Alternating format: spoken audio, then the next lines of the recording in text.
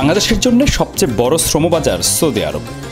দেশটিতে প্রায় 25 লাখ বাংলাদেশি কর্মী কাজ করছেন। রাজতন্ত্রের এই দেশটিতে আগে থেকে রয়েছে কঠোর আইন ও বিধিনিষেধ। তার উপর প্রতিনিয়তই আসছে নতুন নতুন নিষেধাজ্ঞা। সম্প্রতি নতুন করে কিছু নিষেধাজ্ঞা জারি করেছে দেশটির স্বরাষ্ট্র মন্ত্রণালয় ও পর্যটন কর্তৃপক্ষ। এই বিধিনিষেধ প্রবাসী বাংলাদেশিদের ওপরও প্রভাব ফেলবে। নতুন নিষেধাজ্ঞা অমান্য করলে 5,000 সৌদি রিয়াল বা প্রায় 1,20,000 বাংলাদেশি টাকা পর্যন্ত জরিমানা করা হবে।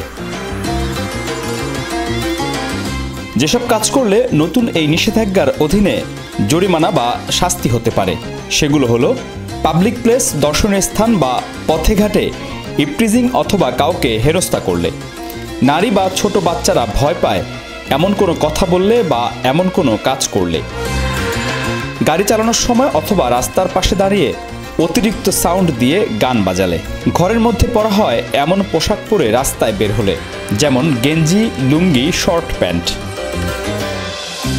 এছাড়াও সরকারি বেসরকারি প্রতিষ্ঠান এবং ব্যবসায়িক কোনো বিষয়ে জালিয়াতির আশ্রয় নিলে এই শাস্তির আওতায় পড়বেন তিনি।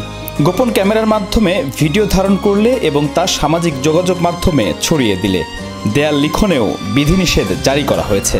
অনুমতি ছাড়া বাসাবাড়ির দেয়ালে পোস্টার লাগানো অথবা চিত্রাঙ্কন করলে, যত্রতত্র সিগারেটের ভগ্নাংশ ছুঁড়ে ফেললে, অপরিচ্ছন্ন বা অপরিষ্কার পোশাকে মসজিদে গেলেও এই বিধিনিষেধের আওতায় জরিমানায় পড়তে পারেন আপনি।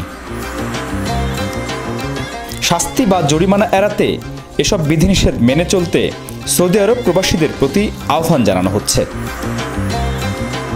এই প্রতিবেদনটি প্রয়োজনীয় মনে করলে আপনার বন্ধুদের জানাতে তা ফেসবুকে শেয়ার করুন।